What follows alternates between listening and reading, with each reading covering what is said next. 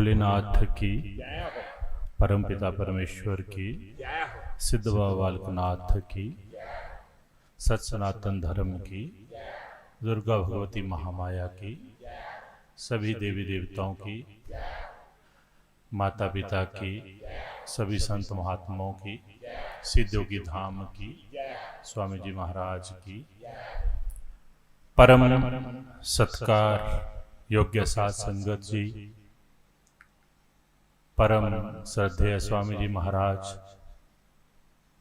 जिनके मार्गदर्शन में, कुशल नेतृत्व में, कुशल मैनेजमेंट के तहत आप सभी परम विभूतियां, दिव्य आत्माएं, सेवादार, संगत, प्रेमी, माता पिता, बुजुर्ग, बहनें, बेटियां, सभी यहाँ पर उपस्थित हुए हैं।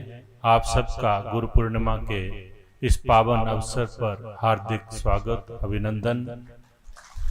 आपके चरणारविंद की रज से, चरणों की रज से ये धरती और भी पवित्र हुई है। सिद्धयोगी धाम स्वामी जी के तपोबल से, एक ऐसे त्यागी तपस्वी के तपोबल से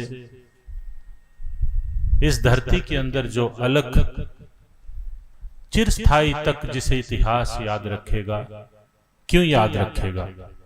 याद रखना, अनादिकाल से संत महात्माओं का इस संसार में आना जाना लगा रहता है। ऐसा नहीं कि पहली बार हुआ है, लेकिन ऐसे बड़े कम पल होते हैं जब कोई दिव्य आत्माएं एक साथ इस धरती पर आती हैं और एक साथ अपना जीवन का यापन करती हैं। इसलिए इतिहास इसे याद रखेगा। यूं तो ईश्वर साक्षात पूर्ण तत्व के रूप में उपस्थित हुए हैं संसार में, लेकिन जब जब भगवान की सेवादार आत्माएं एक साथ आती हों, ये बड़ा कम होता है, कभी कभी होता है ऐसा। तो वो सौभाग्य हम सबको प्राप्त हो रहा है। इसके लिए हम परमपिता परमेश्वर शाश्वत शक्ति का धन्यवाद करते हैं, जिन्होंने इस छोटे से स्थान पर आप जैसी पवित्र आत्माओं को भेजकर इस धरती को इतना पवित्र कर दिया है कि यहाँ पे बड़े से बड़े नेगेटिव फोर्सेस का एक साथ, अगर कहते हैं ना, एक पूरी जमात, एक झुंड भी आ जाए, तब भी यहाँ पे वो स्वतः ही भस्म हो जाएगा। ये सब आपके चरणों की, आपकी भक्ति का और स्वामी जी महाराज के त्याग और तपस्या का परिणाम है। देखो, अग्नि कोई भी जला सकता है, लेकिन उस अग्नि को ज्वलित रखना, मतलब वो कम ना हो, बढ़ती जाए बढ़ती जाए, ये बड़ा परिश्रम का काम होता है। माताओं को पता है सबको। चूल्हे की गैस की अलग बात है, वो भी बुझ जाती है, एक दिन सिलेंडर खत्म हो जाएगा, और कभी ना कभी वो चाहे 10 मिनट के लिए जब चूल्हा आप चेंज करोगे तब भी खत्म हो जाती कि नहीं। तो अखंड धूना साधना का ये जो महासाधना है स्वामी जी के सानिध्य में, जिसका आप सभी भक्तजन सेवादार आनंद ले रहे हैं, ये आप सबके भक्ति और प्रेम और त्याग का परिणाम है, जिसे आप कभी नहीं बुझने देते। अब ये अखंड ज्वाला आप सबके प्रेम ने जलाई है, इसको कोई भी ध्वस्त नहीं कर सकता। देखो, बड़े बड़े संत महात्मा आज पूरे विश्व में हैं, ऐसा नहीं कि नहीं है, बड़े बड़े त्यागी तपस्वी हैं, लेकिन वहां गुरु दीक्षा, गुरु शब्द दान पहले दिया जाता है, शुद्धि बाद में की जाती है। ये सिद्धयोगी धाम ऐसा है, यहाँ भाई आपके अंदर कोई बीमारी भी होगी, उसे पहले बाहर निकालेंगे तो गुरु शब्द देते हैं। ये आपने ऑब्जर्व किया होगा। किसी प्रकार की नेगेटिविटी, नकारात्मकता आपके हृदय चक्कर में नहीं रहने देते संत। पहले उसका शोधन होता है, तब गुरु दीक्षा दी जाती है। नहीं तो क्या होता है भाई, बीमार आदमी को आप कितना भी घी खिला दो, क्या वो स्वस्थ हो सकता है? उस घी के खाने से उल्टा और बीमारी बढ़ेगी। ऐसा नहीं कि घी से सेहत बनती है, घी से सेहत उसी की बनेगी जो जिसका स्वास्थ्य सही होगा। ऐसे ही गुरु शब्द है। गुरु शब्द बड़ा चमत्कारिक शब्द होता है, बड़ा रूहानियत का शब्द होता है, लेकिन अगर गलत घट में वो चला जाए, भाई घड़े में 2 बूंदे गंदे पानी की थी, अच्छी तरह धोया था घड़ा, लेकिन 2 बूंदे गंदे पानी की थी। वो 2 बूंदों के बीच में पूरा घड़ा भर दो आप, फिर उसे पीना शुरू करो, क्या बीमारी फैलेगी या नहीं बताइए? फैलेगी, यस, जरूर फैलेगी, क्योंकि इन्फेक्शन के लिए एक ड्रॉप बहुत होती है। अनगिनत करोड़ों वायरस बैक्टीरिया उससे एक ड्रॉप के अंदर होते हैं। तो ऐसे ही पहले हमें सत्संग के माध्यम से, स्वामी जी के माध्यम से हर शनिवार को धीरे धीरे अपने अंतर्मन को और अपने शरीर को, आत्मा को शुद्ध करना है। उसके बाद हमने गुरु शब्द को धारण करना है, तब उसमें शक्ति प्रज्वलित होती है, वो कभी नहीं बुझेगी। और गलत घटे में आप कुछ भी डालोगे तो इन्फेक्शन से वो पक्का खराब हो जाएगा। और अज्ञानता में अगर हम कुछ धारण कर लें तो हम उसका फलादेश हमें प्राप्त नहीं होता। इसलिए ज्ञान कहां से प्राप्त होगा? श्रीमद् भागवत कथा, जहां दिव्य कथाओं का श्रवण हमें मिले, सत्संग का श्रवण मिले, संत महात्माओं की संगत सोबत मिले।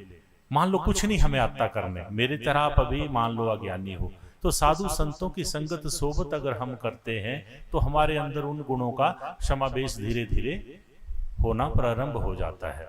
इसलिए साध संगत के साथ ज्यादा से ज्यादा समय बिताने की आपको और हमें आवश्यकता होती है, ताकि ज्यादा से ज्यादा अगर हम साध संगत के साथ रहते हैं तो जो मिथ्या अहंकार पाल के हम बैठे होते हैं कि मैं ब्राह्मण हूं, मैं राजपूत हूं, मैं ये हूं, मैं वो हूं, होता है ना तरह तरह का, मैं बड़ा ज्ञानी हूं, मुझे बड़ा जबरदस्त काम आता है, किसी भी प्रकार का ये जो अहंकार होता है, इसका समन कब होगा? जब हम साध संगत के बीच में निम्न होके बैठेंगे।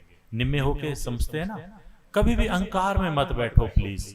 मेरी माताएं, बहनें, बच्चे, बुजुर्ग, जितनी भी पवित्र आत्माएं आप यहाँ बैठी हैं, ध्यान रखना, अहंकार किसी भी चीज का हो, चाहे रंग का हो, रूप का हो, शब्द का हो, वाणी का हो, धन का हो, मन का हो, रिश्तेदारी का हो, किसी भी चीज का अहंकार है उसे खत्म कर दो। कभी जोगियों के दरबार में खाली होके आना, समझ के भर के मत आया करो, नहीं तो हम आपकी झोली में कुछ नहीं डाल सकते। खाली होके आओ, थोड़ी देर के लिए यहां बैठो तो सही कि हमें कुछ नहीं चाहिए, ना हम आपको दे सकते हैं, ना हमें कुछ चाहिए। ऐसे भाव से किसी दिन बैठे। जैसे स्वामी जी महाराज ने बड़े सुंदर शब्द कहा, और सत्य भी यही है कि यहां जो संगत आती है वो कोई खाने पीने के लिए नहीं आती। क्योंकि मैंने एक बार परीक्षा ली आपकी, जानबूझ के लंगर में रात को 9 बजे शुरू किया। मैं जानबूझ के करता रहता हूं ऐसा, मैं थोड़ा इन चीजों में चालाक हूं। स्वामी जी तो कहते हैं कि ऐसा नहीं करना है, पर मैं करता हूं जान के ऐसी चीजें।